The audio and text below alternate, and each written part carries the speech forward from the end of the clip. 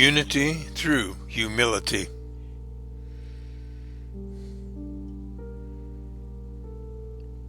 Fulfill my joy by being like-minded, having the same love, being of one accord, of one mind. Philippians chapter 2, verse 2. The members of the Godhead exist eternally in a harmonious and loving relationship, providing a blueprint for the unity and love that should define the relationship among believers.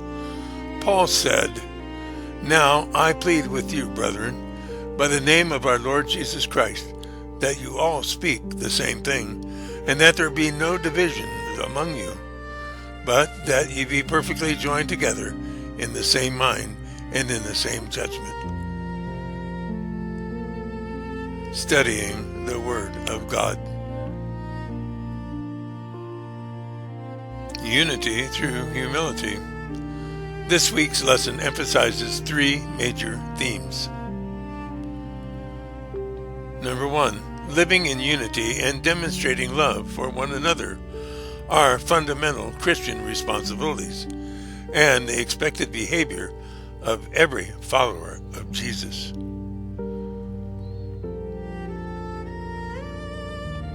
Number 2, as Christians we are called to cultivate a Christ-like manner of thinking.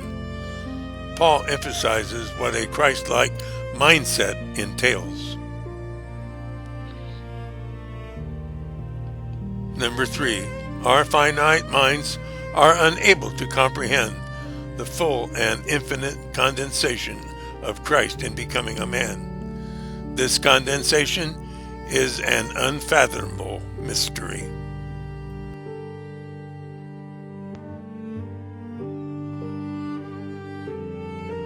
Sabbath, unity through humility. Paul bases the necessity of unity on the teaching and example of Jesus. The origin of disunity in the universe stemmed from the pride and thirst for position and power of a single angel in heaven, a sentiment that spread quickly, even within a perfect environment.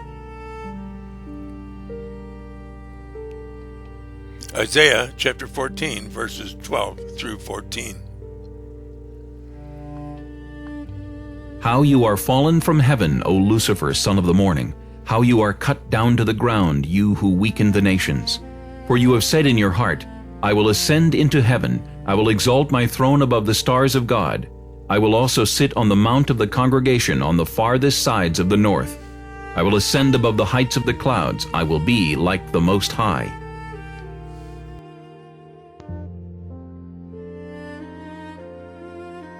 Sunday, disunity in Philippi.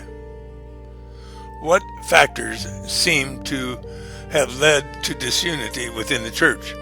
What does Paul suggest as a remedy? Philippians chapter 2, verses 1 through 3.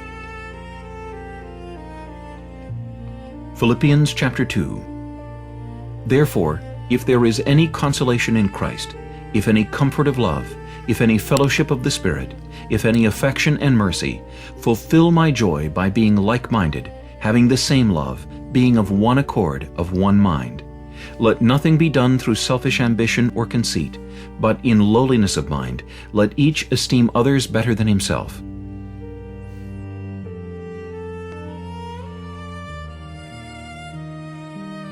Sunday continued. Unity and love. God desires His people to be a unit, seeing eye to eye, and be of the same mind and of the same judgment, which is achieved through the love of Christ growing in their bosoms.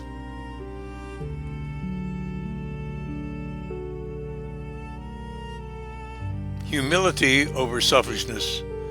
Believers should not act out of selfish ambition or vain conceit, but instead should value others above yourselves, not looking to your own interest, but each of you to the interest of others. This is a direct application of having the mind which was also in Christ Jesus. Submitting one's will to God. To achieve this unity, one must have a childlike submission to God and be willing to be taught. This involves a struggle to incline one's will to God's will, a conflict that is made possible through the Holy Spirit.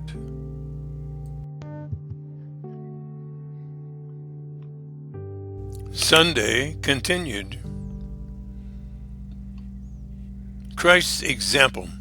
Ellen G. White points to Christ's sacrificial love as the ultimate example of this selfless mindset, noting that he became poor for your sakes, that ye, through his poverty, might be rich.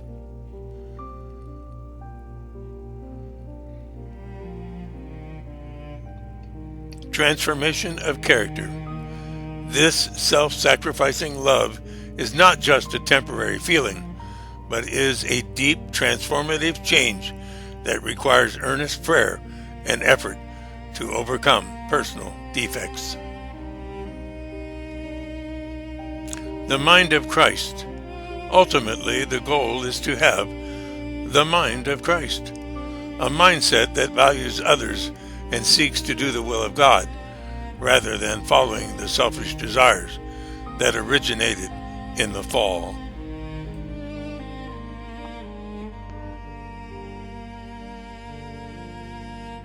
Monday, the source of unity. What practical steps does Paul urge to have unity in the church? Philippians chapter 2, verses 3 and 4. Let nothing be done through selfish ambition or conceit, but in lowliness of mind, let each esteem others better than himself. Let each of you look out not only for his own interests, but also for the interests of others.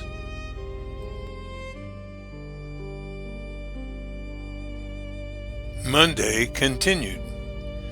Ellen G. White's comments on Philippians 2, verses 3 and 4 emphasize humility, selfless love, and unity by encouraging believers to act without selfish ambition and to consider others more important than themselves. She connects this to the example of Christ's humility and the importance of having a Christ-like spirit that focuses on serving God and others rather than seeking self-glory. White stresses the need to be critical of one's own faults and to focus on the well-being of others rather than their own interests. Tuesday, mind implant or mind surgery. What do you think it means to have the mind of Christ? Philippians chapter 2, verse 5. Let this mind be in you, which was also in Christ Jesus. Philippians chapter 2, verse 5 emphasizes that Christians should adopt the humility, service, and selflessness of Christ, which involves learning from Him, humbling oneself, and seeking God's will over personal ambition.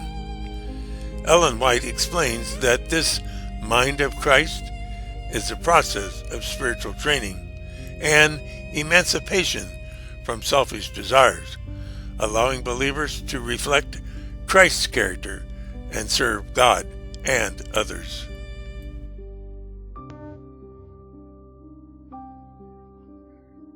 Wednesday, the mind of Christ.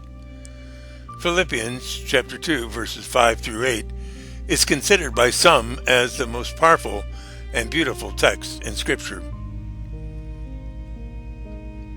What is Paul saying to you and me in these verses? What are the implications of these words? Most important, how do we apply to our own selves the principles expressed here?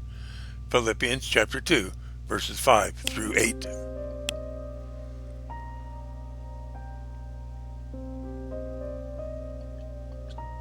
let this mind be in you which was also in Christ Jesus, who, being in the form of God, did not consider it robbery to be equal with God, but made himself of no reputation, taking the form of a bondservant, and coming in the likeness of men. And being found in appearance as a man, he humbled himself, and became obedient to the point of death, even the death of the cross.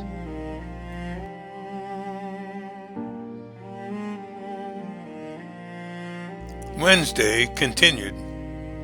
Ellen G. White saw Philippians 2, 5-8 as a profound example of Christ's humility and the condescension of God, which reveals that true greatness lies in self-emptying and obedience.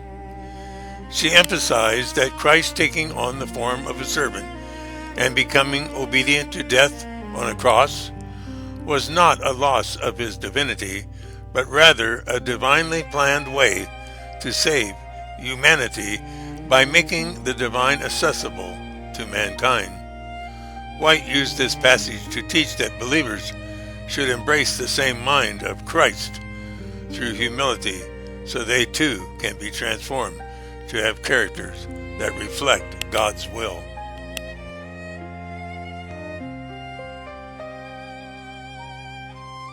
Thursday, the mystery of godliness. What characterized Jesus' condescension and his taking on of human nature? Romans chapter 8, verse 3. For what the law could not do, in that it was weak through the flesh, God did by sending his own Son in the likeness of sinful flesh on account of sin. He condemned sin in the flesh. Romans chapter 8, 3. Christ came to break the shackles of sin's slavery, freeing those who were in object slavery to the prince of darkness.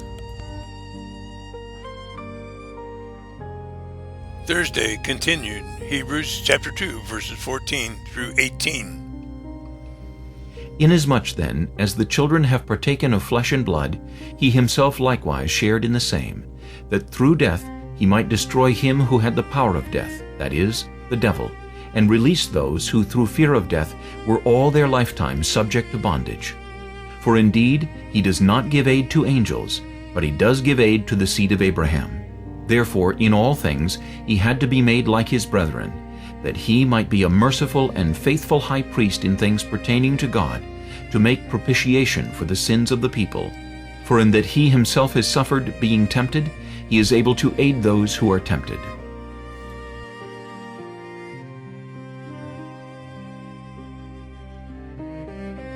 Thursday continued. Hebrews 2, 14-18 emphasizes Christ's voluntary humility, highlighting that he took on humanity to defeat death and rescue believers from the fear of death. His death was a shameful, painful one, endured for the sake of guilty, condemned man, to lift him from his moral defilement.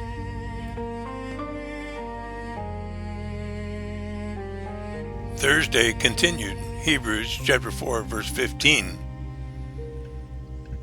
For we do not have a high priest who cannot sympathize with our weaknesses, but was in all points tempted as we are, yet without sin. Hebrews 4:15. Mrs. White highlighted that because of his approach, God's throne of grace for mercy and help, assured that his grace is sufficient to enable us to overcome our own temptations and defects.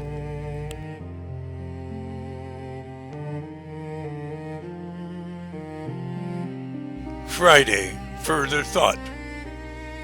As Christians, we are called to cultivate a Christ-like way of thinking and acting. Paul urges that Jesus was fully aware of who he was, and yet he willingly emptied himself and humbled himself. Paul explains that 1. Jesus emptied himself by taking on the form of a servant, that is, by being born in the likeness of men. He, 2, humbled himself by becoming obedient to the point of death. In summary, Jesus became a servant and sacrificed himself for the salvation of others in obedience to the will of God. Those with a Christ-like mindset are willing to do the same thing.